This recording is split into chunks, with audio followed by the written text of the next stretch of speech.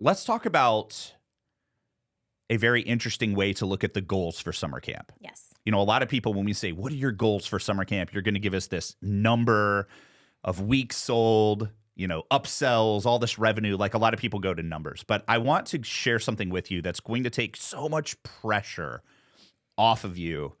And this is especially important, not only for beginners that are just starting our program, but for all of you senior level members that have been with us for almost a decade. It's, again, going back to the basics, but this is with mindset. So, Lauren, what's one of the 3 main goals that these are going to be so simple and kind of silly, but very powerful? All right. So the first one is, are the kids safe? Was the camp safe? Yes or no? Yes or no? And if you can answer yes, well, then goal number 1 has been achieved. It's that simple. Goal number 2, did the kids have fun today? Yes or no? That's simple. All right. Was it safe? Did the kids have fun? What's goal number 3? And goal number 3 is, did communication stay high with your parents? So this comes down to, were there posts made on social media? Did the admin answer the phone? Were text messages followed up with? Just making sure that communication stays high. That's it. Was it safe? Did they have fun? And did you communicate with the parents? And if you can answer yes to all 3 of those, you hit a home run that day. Yep. Now, why do we share this with you? Because it is natural for entrepreneurs to be affected by academia. We are taught in school that every grade has to be tougher than the grade that you just graduated from.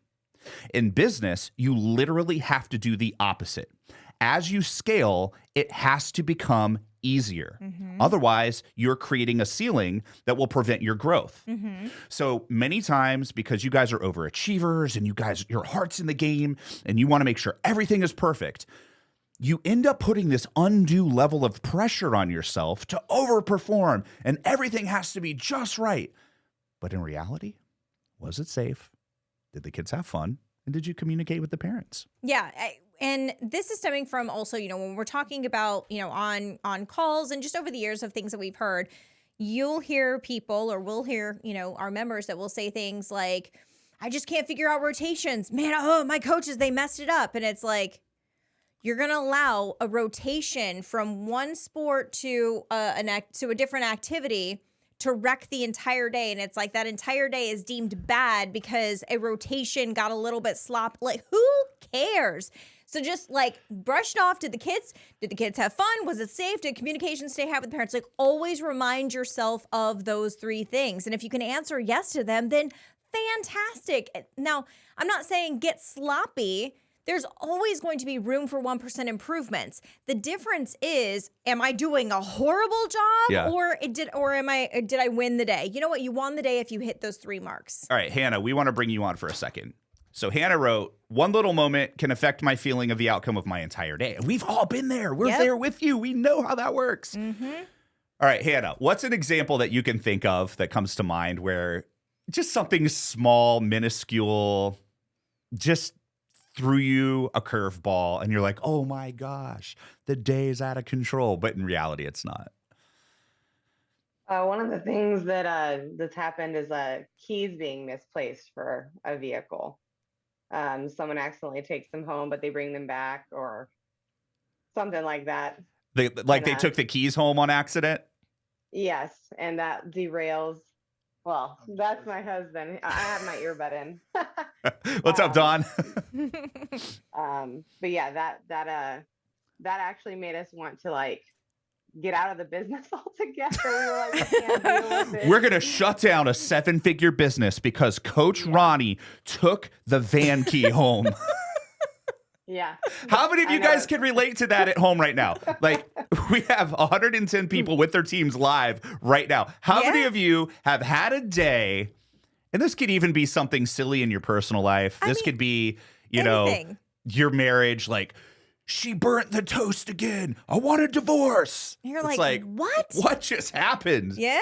Yeah. No, I mean, I remember having a day, and it was in summer camp, where there was a craft project that I really want to do with the kids, right? And I like had this whole thing planned out. And then it was like, oh no, today is a park day, so we don't have time for that one today. And I'm like, my day is ruined because of an arts and craft project. So and again, it's just silly things. And the kids had a blast at the park. I do actually very vividly remember that park day. Yeah, for sure. And by the way, while we got you you both up there, that was really, really cool that you guys got invited to the governor's mansion with Governor Abbott from Texas. I don't know if you guys saw their Facebook profiles, but they like were rubbing elbows with the top people in that whole state this past weekend. So that's really, really cool. Yes. That's like super high Thank leadership. Yeah, great job, guys. Thank you. Well, thanks for sharing. All right, so I just want to just remind you all that anytime you have something small that might derail you, always know that there's an answer, right? And we talk about this all the time. I love, my daughter Carson, she's 9 years old. She's very high strung. Like she has to have an answer right now. She's got to figure things out, and she gets frustrated rather quickly.